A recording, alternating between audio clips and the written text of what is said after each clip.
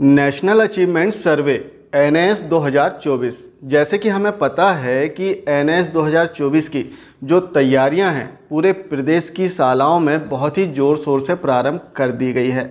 अब जो national achievement सर्वे है इससे संबंधित जो आदेश हैं वो राज्य शिक्षा केंद्र के द्वारा जारी कर दिए गए हैं, जिसमें बताया गया कि एनएएस 2024 कब आयोजित किया जाएगा, किन कक्षाओं को आयोजित किया जाएगा, वो संपूर्ण जानकारी राज्य शिक्षा केंद्र के द्वारा जारी आदेश में दे दी गई है।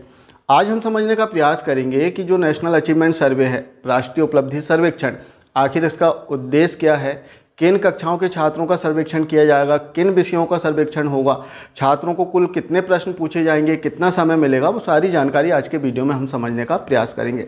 सबसे पहले हम समझ लेते हैं कि नेशनल अचीवमेंट सर्वे जो राष्ट्रीय उपलब्धि सर्वेक्षण है, आखिर इसका उद्देश्य क्या है। इसे एक एग्जाम्पल से हम समझते हैं।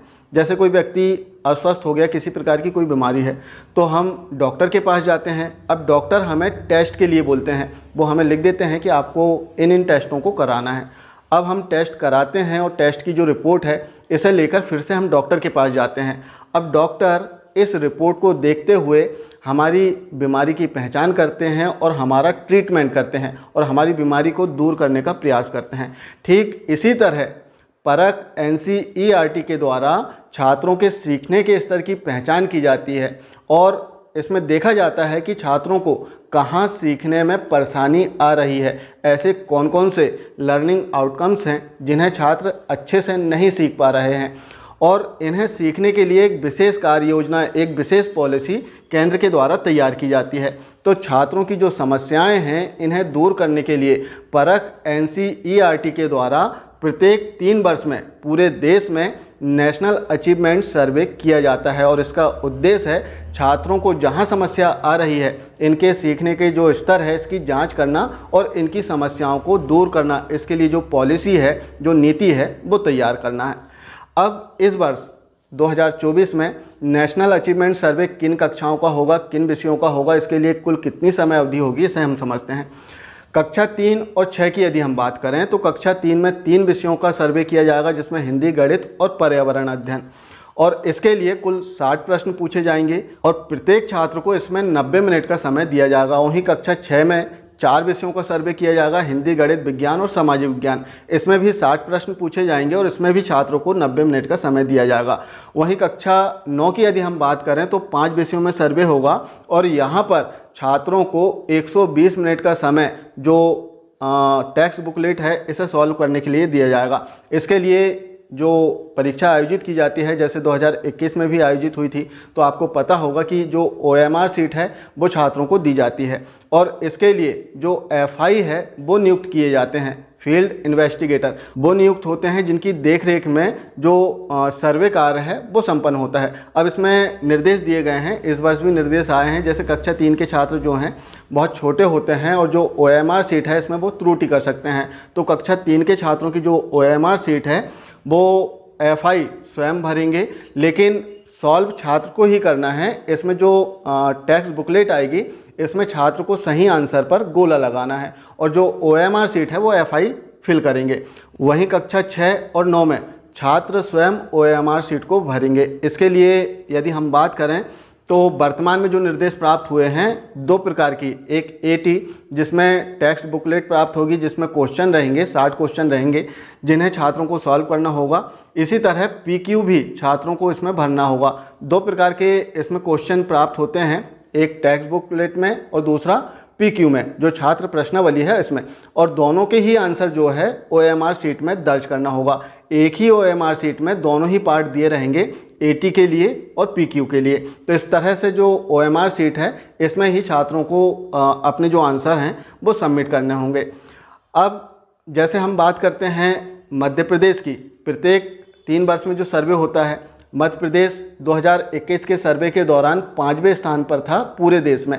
तो कोई भी स्टेट हो जो उनका स्थान है उससे उच्च स्थान प्राप्त करने की पूरी कोशिश करते हैं।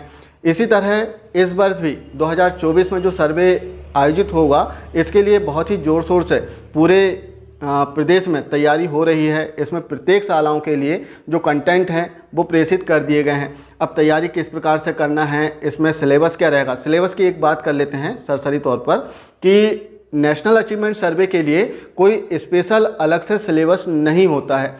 इसमें जो प्रश्नों की प्रकृति होती है वो तर्क शक्ति वाले, या फिर कहें कि जिसमें छात्रों को सोचना पड़े, चिंतन करना पड़े, ऐसे प्रश्न पूछे जाते हैं। जैसे एक एग्जाम्पल हम लेते हैं, गणित का कोई क्वेश्चन आया जिसमें संख्याएं दी गई हैं 3, 5, 7 और फिर गैप कर दिया गया और इसके बाद में 11 दे दिया गया, तो गैप में कौन सी संख्या आएगी बताएं। तो छात्र वहाँ पर सोचेगा कि 3 के बाद में 5 आ रहा है अर्थात 2 का अंतर है, फिर 5 के बाद में 7 आ रहा है 2 का अंतर है, अब 7 के बाद में 2 के अंतर में कौन सी संख्या आएगी, तो संख्या 9 वहाँ पर आएगी। तो छात्र को 9 वहाँ पर अंकित करना होगा या फिर जो सही आंसर है उस पर गोला लगाना होगा उस विकल्प पर। बहुविकल्पी प्रश्न पूछे जाते हैं जिसमें एक प्रश्न के 4 विकल्प दिए रहते हैं, एक आंसर सही रहता है और जो सही आंसर होगा उस आंसर को आपको OMR शीट पर दर्ज करना होता है। तो इसमें तैयारी की हम बात करें तो राज्य शिक्षा केंद्र के द्वारा जो निर्देश दिए गए हैं, मुख्य रूप से जो तैयारी आप करेंगे, जैसे ओलंपियाड की जो प्रश्न बैंक प्राप्त हुई है, इससे आप तैयारी करा सकते हैं। और इसका एक पूरा शेड्यूल राज्य शिक्षा केंद्र के द्वारा दिया गया है 18 सप्ताह का, जिसमें सप्ताहवार और दिवस वाइज आपको क्या क्या गतिविधि कराना है, क्या पढ़ाना है, वो सारी कुछ डिटेल आदेश में दी गई है। जैसे आप आदेश में देखेंगे तो इसमें 18 सप्ताह की जो जानकारी है वो दी गई है। जैसे सोमवार की हम बात करें तो सोमवार को कौन से विषय में अध्यापन होगा, प्रश्न बैंक जो दी गई है ओलंपियाड की, इसका कौन सा चैप्टर पढ़ाया जाएगा, वो सभी कुछ डिटेल आपको आदेश में देखने के लिए मिल जाएगी।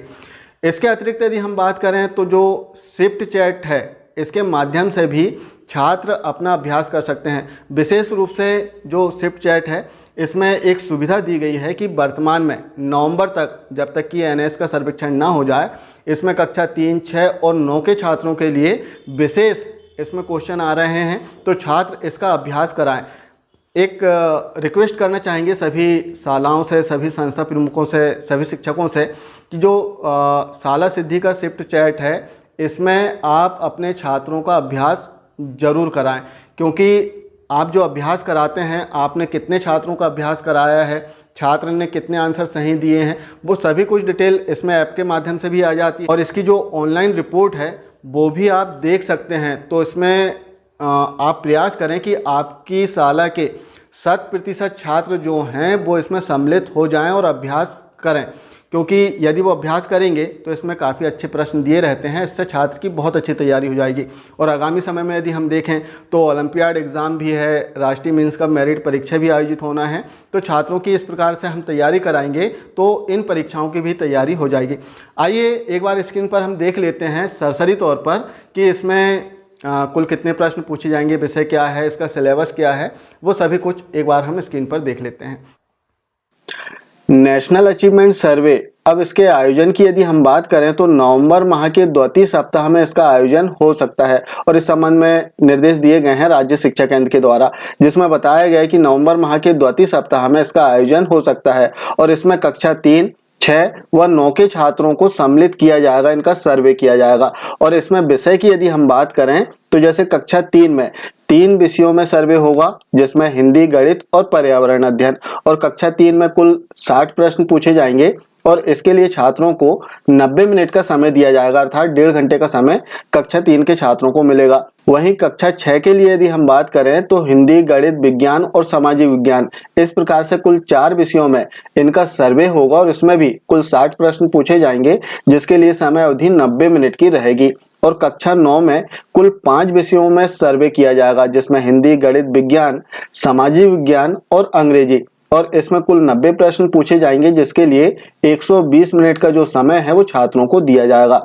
अब इसमें इस बार यदि हम देखें जो परिवर्तन हुआ है, तो परिवर्तन जो बुकलेट प्राप्त होगी वो सेट्स में प्राप्त होगी।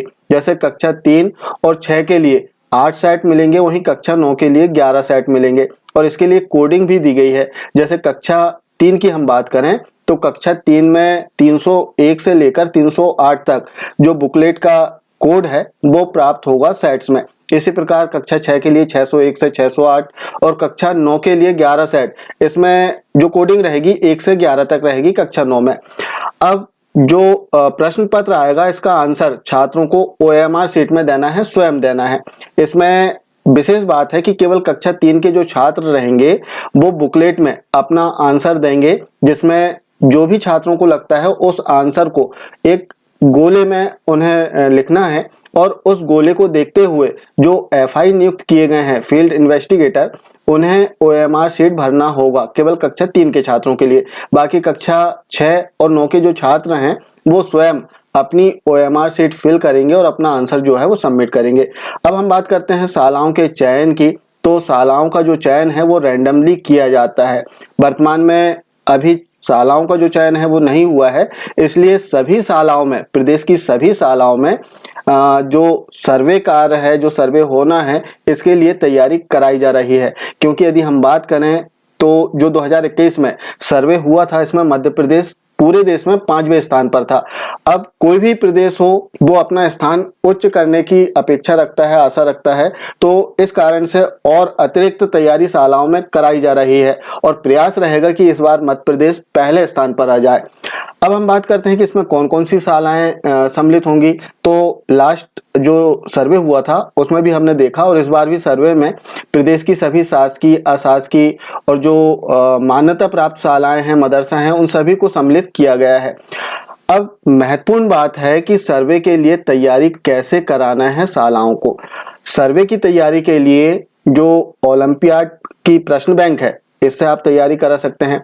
मॉक टेस्ट के लिए जो पेपर प्राप्त हुए थे उससे तैयारी करा सकते हैं। और महत्वपूर्ण बात है इसमें जो स्वीप चैट से हम प्रति सप्ताह छात्रों का अभ्यास कराते हैं, इससे भी आप अभ्यास करा सकते हैं।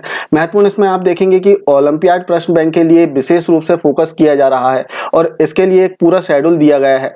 आदेश का आप जरूर अवलोकन कर लें, क्योंकि समय समय पर जो सर्वे होना है इसके लिए आदेश जारी किए गए हैं राज्य शिक्षा केंद्र से। जैसे पहला आदेश जो जारी हुआ था 28/5/2024 को जारी हुआ, इसके बाद में 28/6/2024 को जारी किया गया। इसके बाद में हम देखेंगे कि 15 जुलाई 2024 को भी आदेश जारी हुआ है।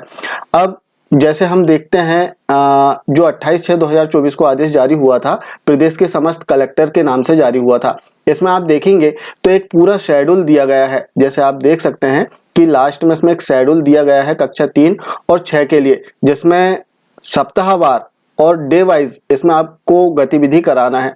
जैसे आप यहाँ पर देखेंगे कक्षा 3, इसमें पहला सप्ताह जो है वो 1 जुलाई से 6 जुलाई तक चलेगा।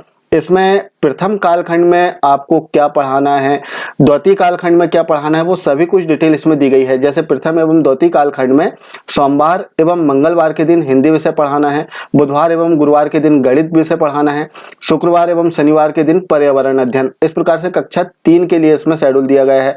अब बात करते हैं, जैसे ओलंपियाड की जो प्रश्न बैंक प्राप्त हुई है, सभी शालाओं को प्राप्त हुई है, तो इसमें से क्या पढ़ाना है, कौन कौन से क्वेश्चन पढ़ाना है, कौन सा चैप्टर पढ़ाना है, वो सभी कुछ डिटेल आपको इस आदेश में देखने के लिए मिल जाएगी।